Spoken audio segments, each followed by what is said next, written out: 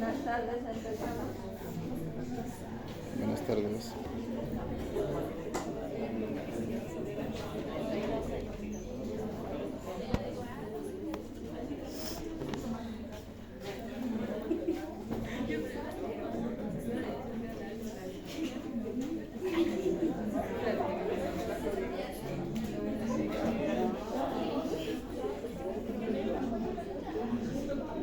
Bueno, muchachos, empezaremos este tema.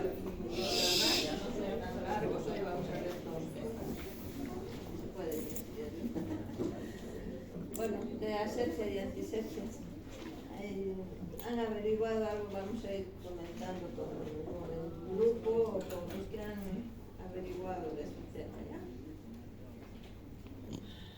Bueno, Lister fue el que primero ha introducido estos términos, ¿no? Y utilizó fenol como el primer antiséptico. Eso fue una parte de Lister. Vamos a ver unos términos que, si bien parecen lo mismo, ya tienen un significado diferente. Ya, por ejemplo, la esterilización es la destrucción completa, ya, totalmente. Eliminación completa de toda vida microbiana, ya sea por procesos físicos o químicos. A diferencia, la desinfección no elimina en forma completa, ¿ya? Elimina parcialmente algunos microorganismos, excepción de las esporas bacterianas, ¿no? Entonces, también puede ser por agentes químicos, ¿no? Entonces, esa sería la diferencia, ¿no? La esterilización, eliminación completa, desinfección, la mayoría, ¿ya? Pero no es completa.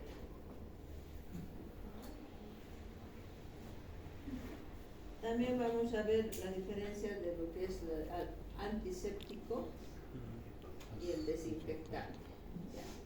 O sea, son soluciones que producen sí esterilización o desinfección, pero el antiséptico son las sustancias que se utilizan en tejidos vivos, ¿ya? O sea, para hacer el lavado de manos, la preparación del campo, ¿no? Sobre la piel. Y el desinfectante son sustancias que se utilizan en objetos inanimados, ¿ya? Para hacer la limpieza de los pisos, de las mesas, del instrumental, ¿ya? O sea, no tejido vivo. Esa es la diferencia del antiséptico con el desinfectante, ¿ya?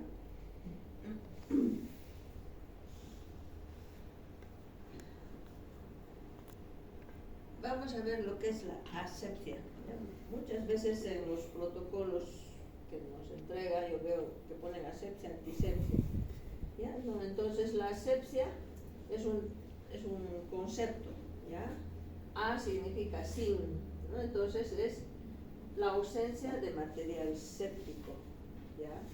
Que se puede conseguir o se consigue mediante procedimientos físicos y químicos. En cambio, la antisepsia son los procedimientos que se realizan para conseguir esa asepsia, ¿ya? O sea, para eliminar gérmenes, patógenos, ¿no? Entonces esa es la diferencia de la asepsia antisepsia. Cuando decimos haremos la asepsia, entonces no está bien utilizado el término, ¿no? Porque estuviéramos diciendo que estamos haciendo una ausencia de material séptico, ¿no? O sea, no es un procedimiento la asepsia, es un concepto, eso quiero que tengan en cuenta. Y la antisepsia sí es el conjunto de procedimientos que se realizan para conseguir pues la asepsia, ¿ya?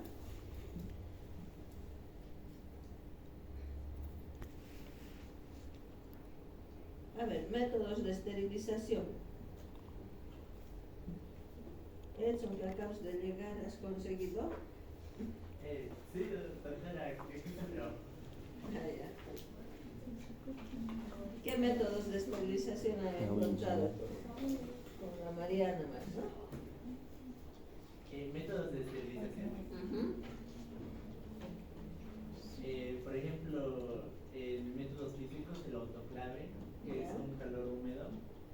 Este recipiente básicamente hace que se esterilice las cosas, ¿no? ¿Ya? O sea, está dividido en físicos, ¿no? Sí, físicos y calor húmedo y el calor seco. Los químicos es el óxido de etileno, peróxido de hidrógeno, plasma, glutaraldehído y formaldehído. ya. Y los de irradiación más tenemos, ¿no? Rayos gamma, rayos ultravioleta, ¿sí? Bueno, vamos a ir viendo poco a poco uno de estos, ¿ya? Entonces, entre los físicos son dos entonces, ¿ya? Nos dice el calor húmedo y el calor seco. Principalmente están representados por esos dos métodos, ¿ya? Entonces, el calor húmedo, el autoclave es su ejemplo de calor húmedo. ¿Por qué? Porque utiliza el vapor de agua como medio de esterilización, ¿no? Entonces, tenemos el autoclave de Chamberlain, que es el que han debido ver en los gabinetes, ¿no? Ese es el primero que apareció, es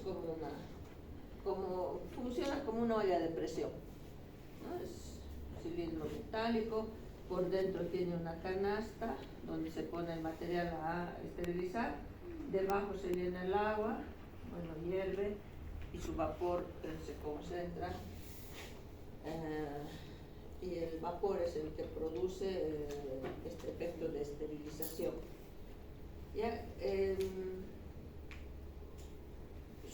Tiene el manómetro ahí donde va subiendo y marcando cuántas atmósferas de presión está en ese momento que se está utilizando. Una atmósfera es cuando la temperatura llega a 120 grados, 2 atmósferas a 134 grados, 2,5 atmósferas, 138 grados centígrados, ¿no? Entonces, por este método, ahí tenemos el autoclave industrial, es más grande, tiene el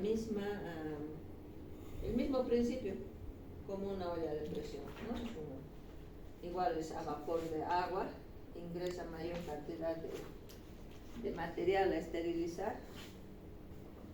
¿Qué tipos de elementos podemos esterilizar mediante el calor húmedo?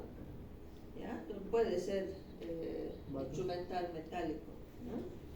Metálico y de tela, la ropa, los paquetes quirúrgicos.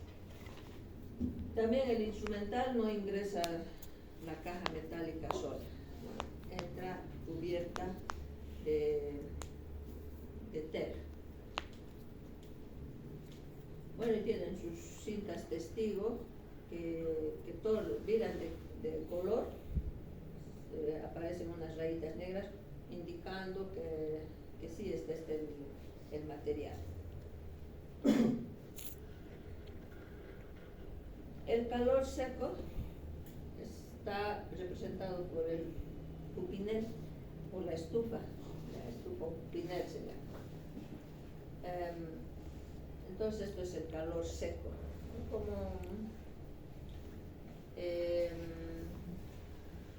O sea, no utiliza agua, esto es puro calor.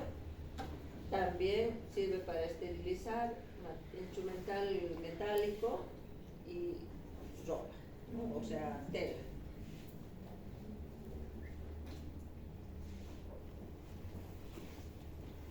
En los procedimientos químicos, el formaldehído son las pastillas de formol que hay, ¿no? Se coloca en cajas también metálicas. En estas cajas en su base se colocan las pastillas de formol, más o menos 50 pastillas, entre 40 y 60 pastillas de formol. Luego se cubre con una gasa eso y encima se coloca el material a esterilizar. La única desventaja es que necesita más tiempo el formaldehído para poder esterilizar, ¿no? Y se utiliza mediante este método la esterilización de material plástico, puede ser, de ópticas, material plástico, de vidrio. También metálico, ¿no? Pero si hay otra forma de esterilizar el metal es mejor, ¿no?, que el formaldehído. Más o menos más de un día, ¿no? Un día y medio, 36 horas necesita para la esterilización.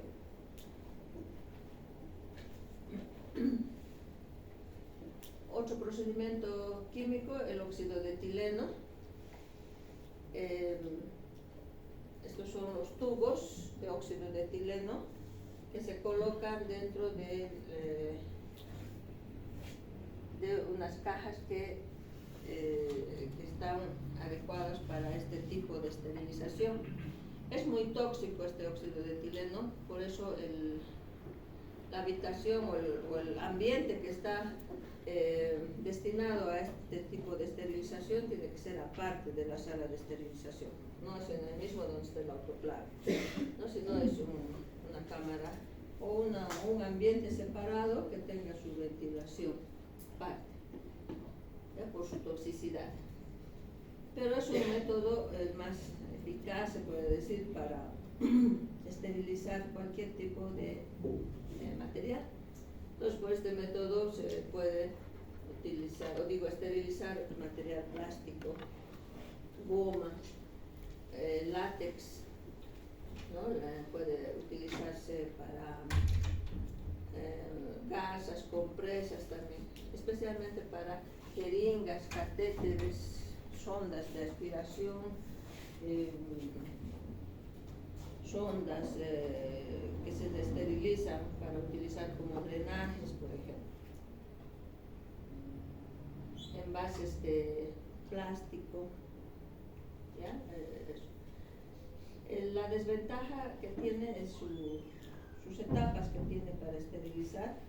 Después de esterilización de 24 horas necesita una fase de ventilación, que es otro tanto, ¿no? O sea, serían 2 días que necesita para sacar recién el material, ¿ya?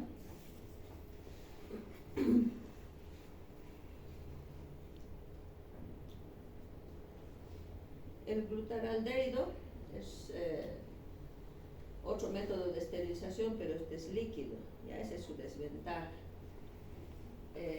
Tienen que estar en sumersión los elementos a esterilizarse y puede estar, o sea, la forma de verificar si está estéril es un poco difícil, ¿no?, por lo que es en un medio líquido.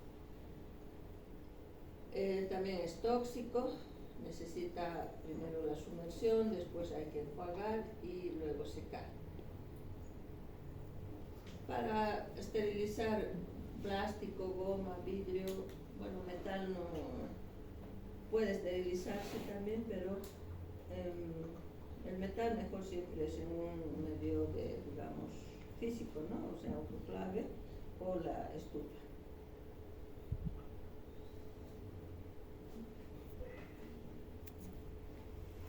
Los de irradiación, los rayos ultravioleta, por ejemplo,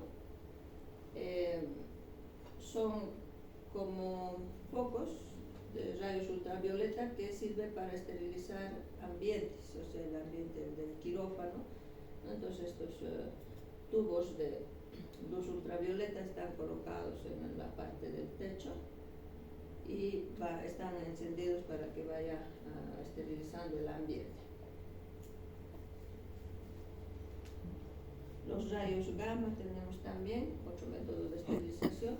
Es el único que puede esterilizar comida, vacunas, mediante hay los antibióticos más, ¿no? Entonces, estos elementos como los antibióticos, vacunas, alimentos, no se puede esterilizar por otro método, solamente con rayos gamma.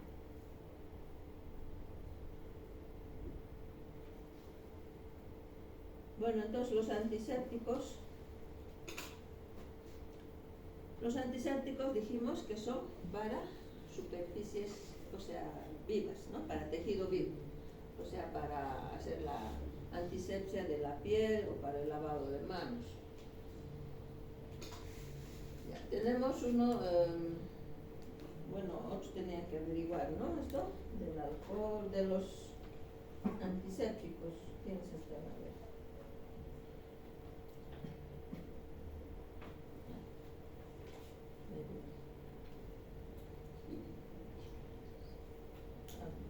No puedo entender tu nombre. ¿Qué era? Adriana, ¿no? Larissa. Sí, Alane. Adam. ¿No? Bueno, ¿han hecho? ¿Dónde está? Sí, él está viniendo de la rotación. Recién me llega. Vos es de este año, ¿no? Sí, ¿Han averiguado de este año? sí, averiguamos, pero el trabajo está, ¿no? Él está agarrando. Sí. Bueno, hasta que llegue vamos a terminar, después entregamos. Bueno, el alcohol, ¿no? Los más utilizados. El alcohol etílico, que es al 70%, se conoce como etanol, y utilizado para hacer la antisepsia o la preparación del campo quirúrgico en algunos casos, o también se utilizaba como antiséptico después de realizar el lavado de manos, ¿ya? Para ingresar al quirófano.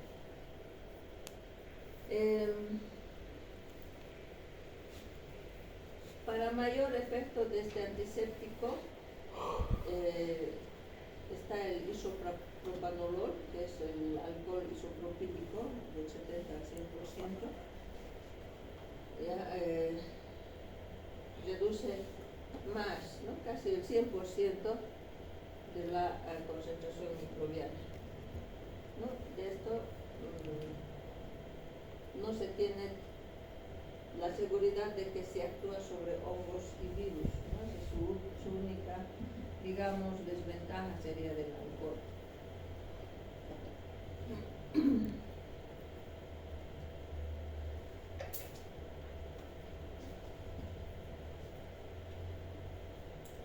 El alcohol también utilizan, ¿no? Para desinfectar, o sea, no estamos siempre esterilizar, ¿no? Esto para desinfectar termómetros, axilares, rectales, endoscopios, fibroscopios también. Se puede utilizar, pero para desinfectar. La iodopovidona ya es un compuesto iodado, que además tiene un agente solubilizador, viene al 10% el que se utiliza, es excelente germicida, microbicida, tiene acción sobre virus, hongos, protozoos, levaduras, ya que esto no tiene el alcohol, por ejemplo, ¿no? Pero sí la iodopovidona. Actúa tanto en gram positivos además, gram negativos. Su ventaja es que es la acción residual de 4 horas, ¿no? O sea que si uno, digamos, utilizaría para el lavado de manos, que también se puede utilizar esta povidona, nos dura 4 horas el aplicarse sobre la piel. Dice que no tiene efectos alérgicos o irritación, ¿no? Pero sí, según la concentración, a veces está más del 10% más concentrado y puede provocar en algunas personas que son sensibles, puede provocar reacciones alérgicas en la piel.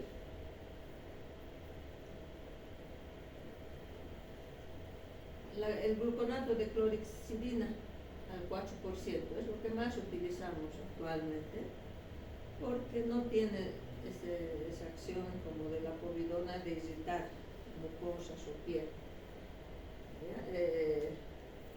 Es un bactericida, es germicida, está igual contra gram positivos, gram negativos, contra hongos, virus, y su acción residual es más que la povidona, ¿no? 6 horas de acción residual.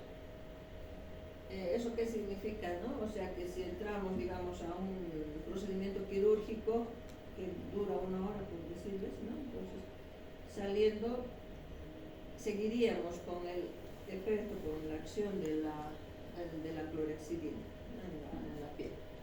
Pero mejor siempre hacer su lavado después de que se ingrese a un paciente. ¿Ya?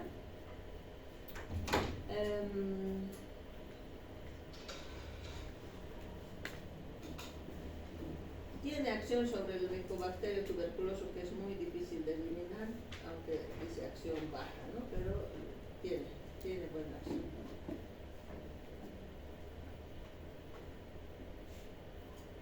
Entonces se utiliza también para la preparación de campo y lavado de manos. En los quirófanos van a ver, está siempre la clorexidina.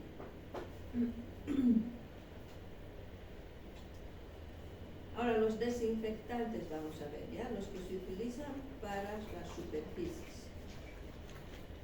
Está el cloro en primer lugar, que es un agente oxidante, ¿ya? Es muy eficaz contra bacterias, virus, hongos, esporas.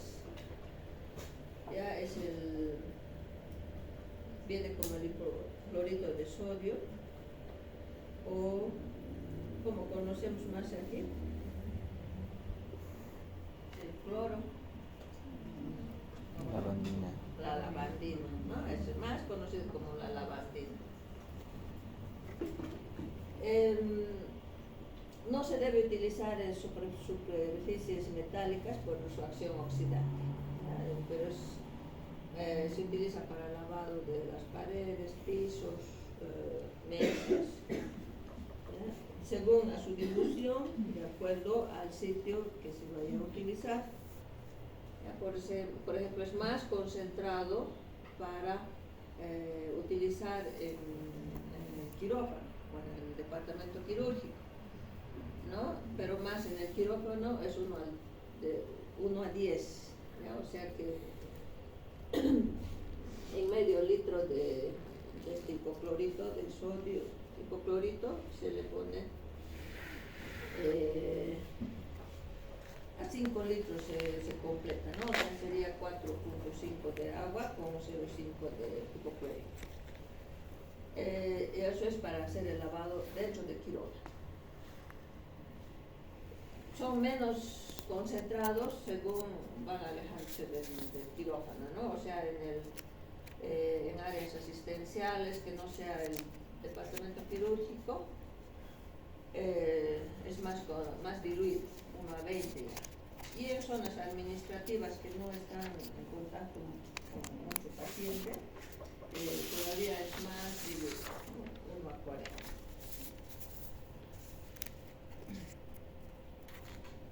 El ácido paracético ya viene al 0,26%. Por su composición es esterilizante si se puede mantener en la superficie. También es corrosivo, entonces no conviene en las superficies metálicas, ¿no? O sea, dejar, ¿no? Porque limpiar así, pasar, digamos, así se puede, ¿no? Entonces es muy eficaz para esporas, bacterias, micobacterias, virus y hongos. Este es irritante para mucosas, no piel, dicen, pero siempre las personas que utilizan para hacer la limpieza de estas zonas, al utilizar estas sustancias siempre tienen que estar, ¿no? Con guantes, mascarillas, lentes, para evitar cualquier salpicadura. Su acción dura 24 horas. Y el monopersulfato, ya que este es otro desinfectante, también es oxidante, no irrita piel, ojos ni mucosa respiratoria. Su característica es que es de color rosado, que cambia de color cuando ya, digamos, ya no está activo, ¿no? Si cambia, si vira hacia un amarillo, ya no se debe utilizar. Una vez que lo preparan, entonces se utiliza hasta que vire de color. que más se utilizan y hasta ahí nomás es el tema.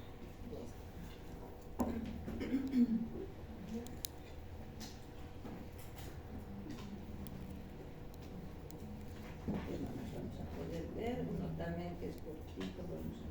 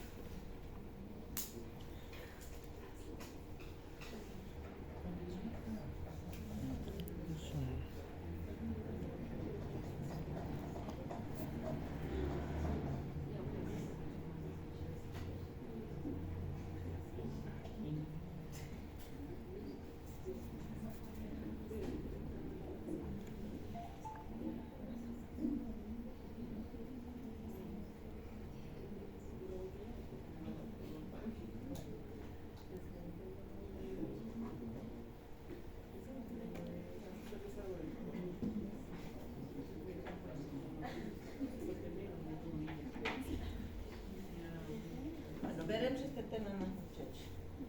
El de hemostasia.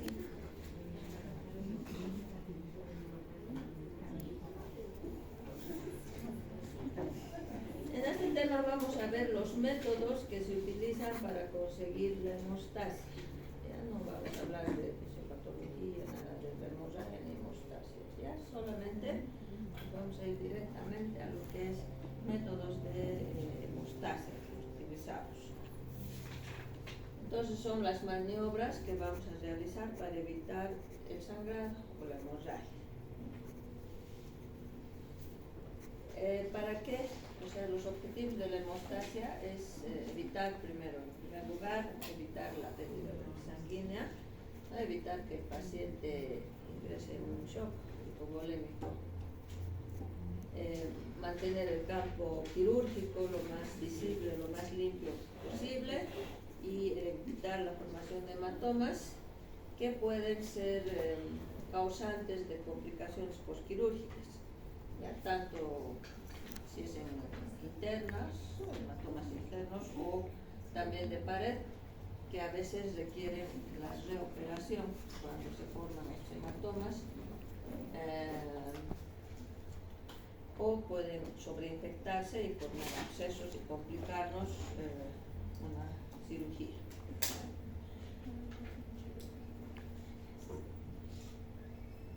Bueno, la hemorragia es la salida de sangre, ¿no? Por ruptura de un vaso, ya sea accidental o provocada, de un vaso sanguíneo. Las formas de identificar, cuando es de tipo arterial es pulsátil, la sangre es rojo, rutilante. Si es sangre venosa va a salir a chorro continuo y es una sangre más oscura. Y la capilar son las hemorragias en napa que se llaman, que es una salida no abundante, pero sí es en un extenso, o sea, es en un lugar que no se identifica de dónde está saliendo, sino es en el mismo tejido empieza a sangrar, ¿no? A pesar de que es en poca cantidad, pero no se puede dónde realizar la hemostasia, ¿ya?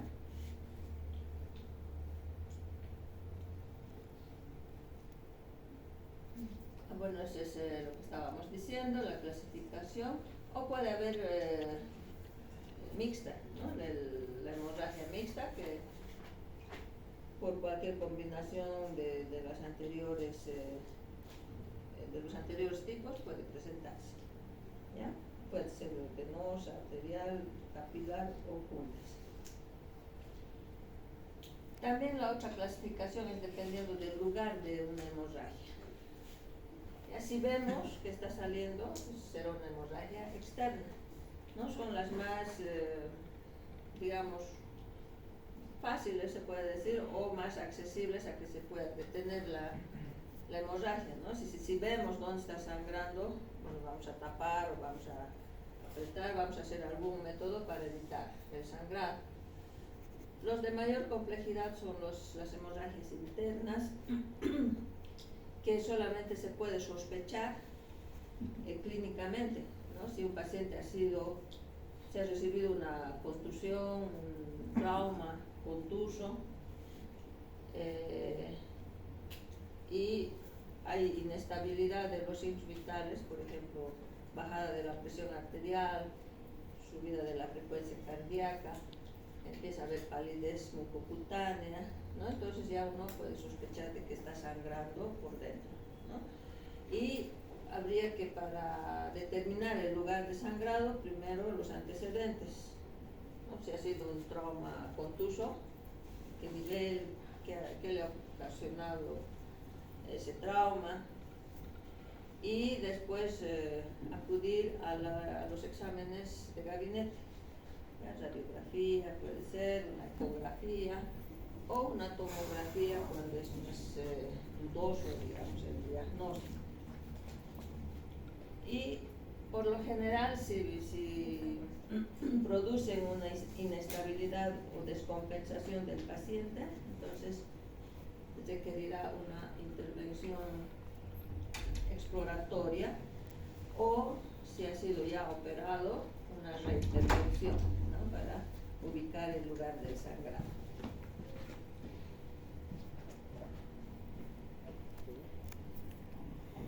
Otra clasificación es según el tiempo también del sangrado. Es inmediata cuando se realiza la sección del vaso y empieza a sangrar, ¿no? Las mediatas son las más difíciles también de diagnosticar. Ya, las mediatas son horas o incluso días después de haber sido operado un paciente. Ya, puede ocurrir por restablecimiento primero, ¿ya? O sea, generalmente cuando un paciente es sometido a cirugía está bajo anestesia, ¿no? Y baja la presión arterial y no sangran pues algunos vasos.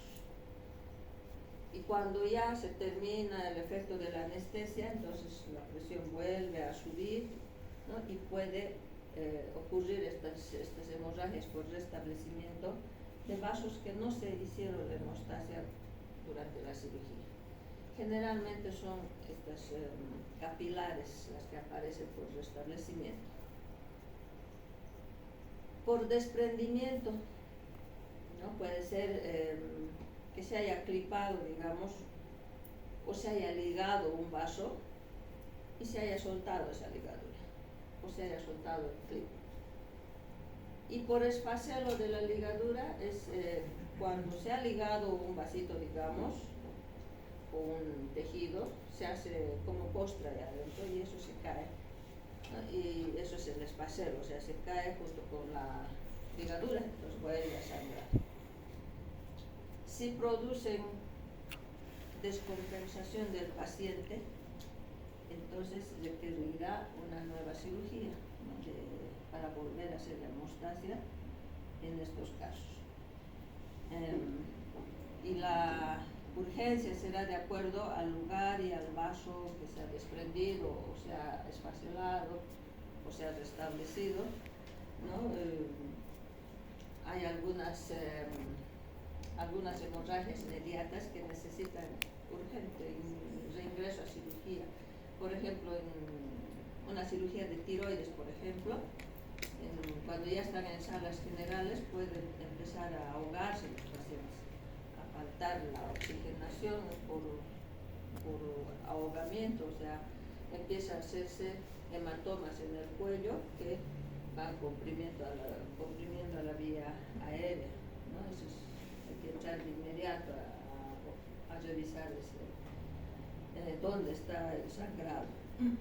Y si es interno, por ejemplo, en cavidad, igual, ¿no? Hay que operar y buscar dónde ha sido, dependiendo de dónde ha sido la cirugía, ver qué vaso está sangrando.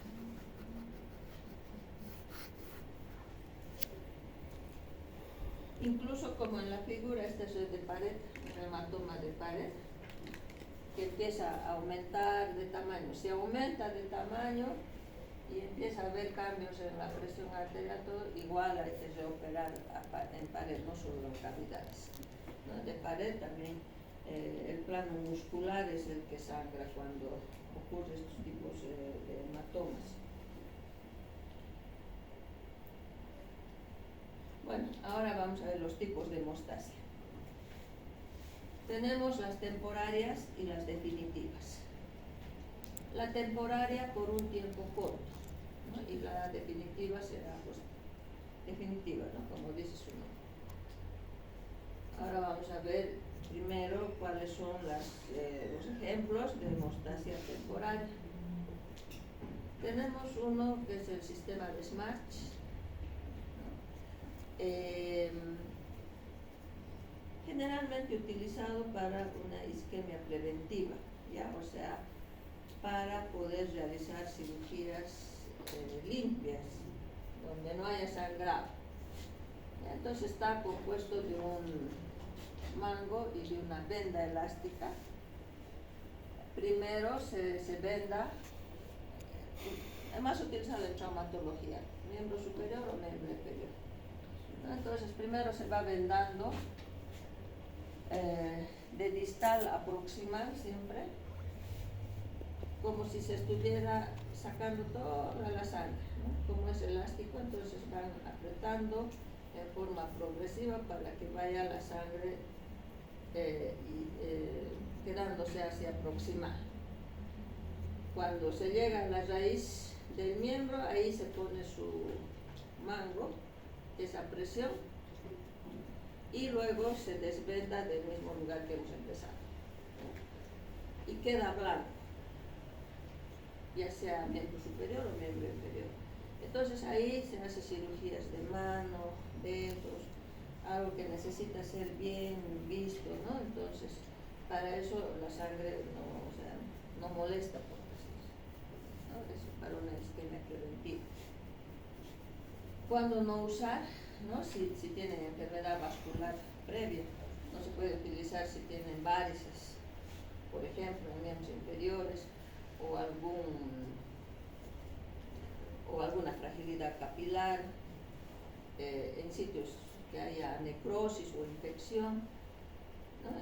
No se puede utilizar este tipo de vendaje preventivo o isquemia preventiva. Y también no más de 1 hora y media, ¿no? Entonces, si la cirugía se alargaría por alguna razón, entonces sueltan el mango, vuelve a retornar la sangre, se espera unos minutos, unos 15 minutos, y nuevamente se tiene que hacer la isquemia para poder seguir o completar la cirugía. El torniquete es otro método preventivo, o digo isquemia temporaria, que se utiliza generalmente en sitios donde va a ser amputado la zona, ¿no? O son secciones traumáticas para evitar los sangrados, se puede hacer un torniquete. ¿Ya? ¿Cómo se realiza el torniquete? Apretando una tela, gasa o goma, ¿no? Sobre una cubierta, pero sobre una gasa o una compresa.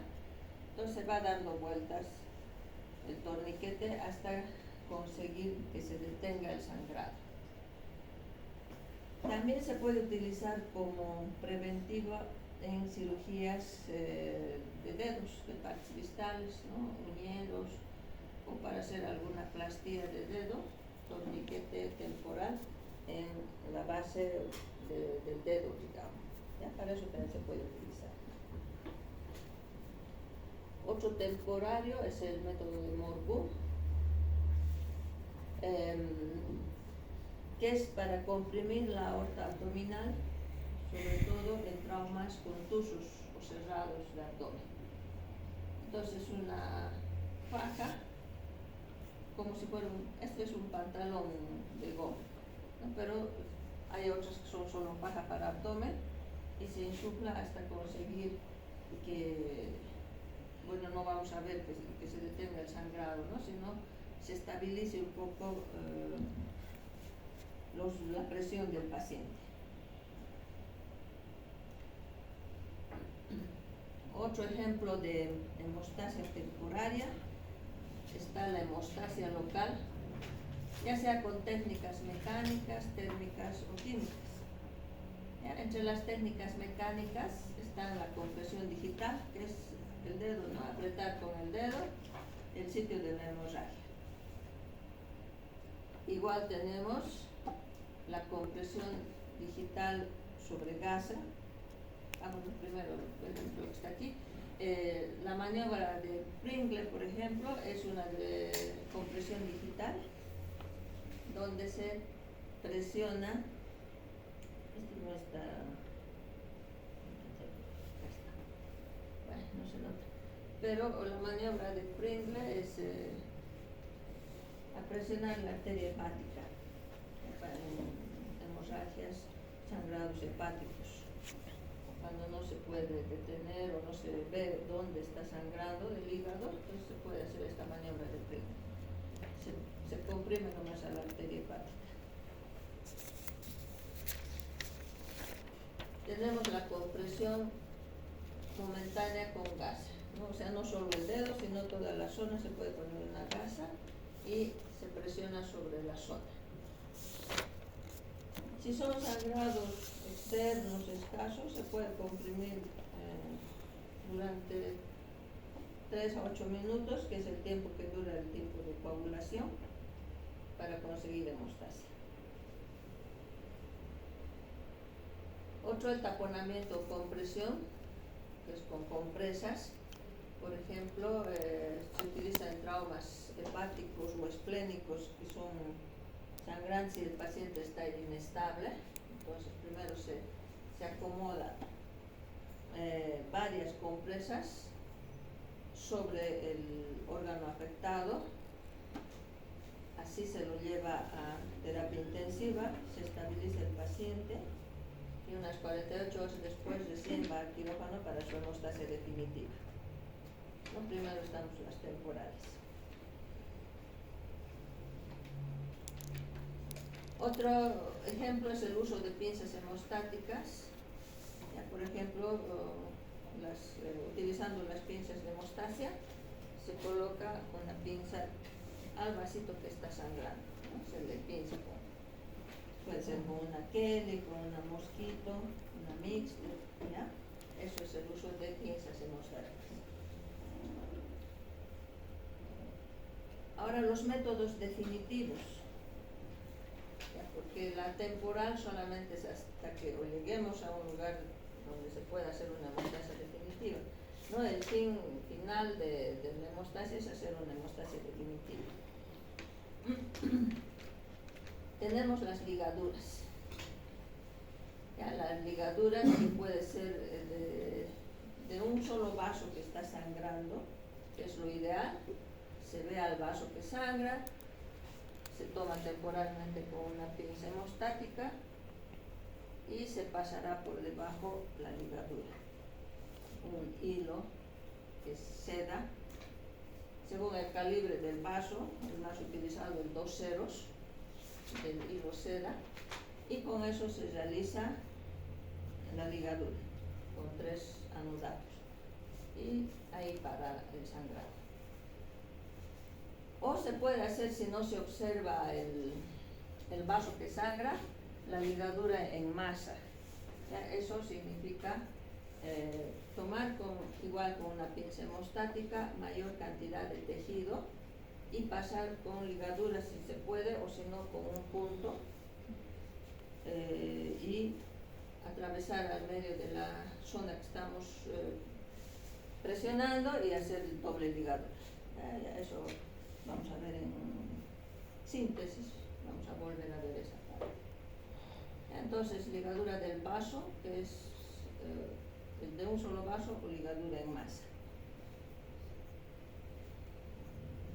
Tenemos otro método de definitivo, los puntos de sutura.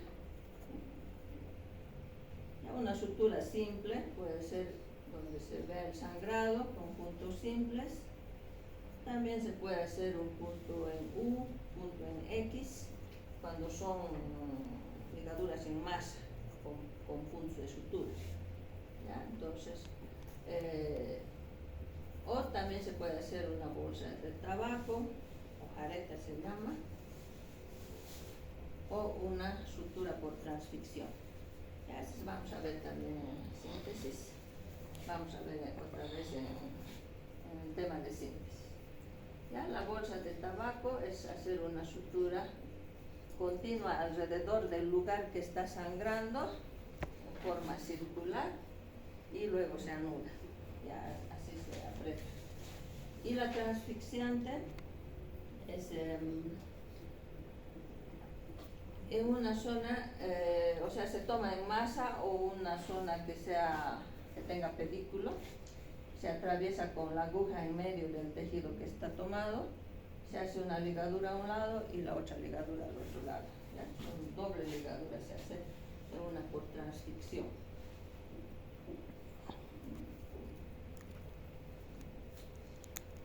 O también, no solamente en hemostasia en masa se hace dos tipos de ligaduras, sino en vasos de grueso calibre también, que una ligadura simple pudiera soltarse, pudiera esparcelarse o no ser adecuada.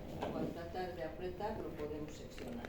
Entonces, cuando son de calibre mayor, estos los vasos sanguíneos que se están ligando, se hace una transficción para evitar desgarros, esfacelos.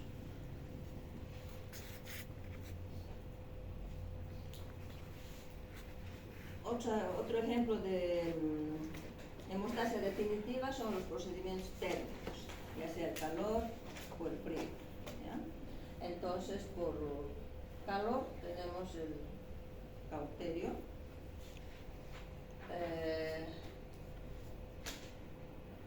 ¿no? O sea, el electrobisturí, utilizar corriente para poder hacer hemostasia. El electrobisturí,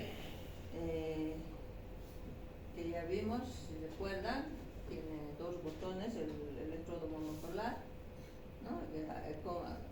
Apretando el botón azul es el que produce la hemostasia.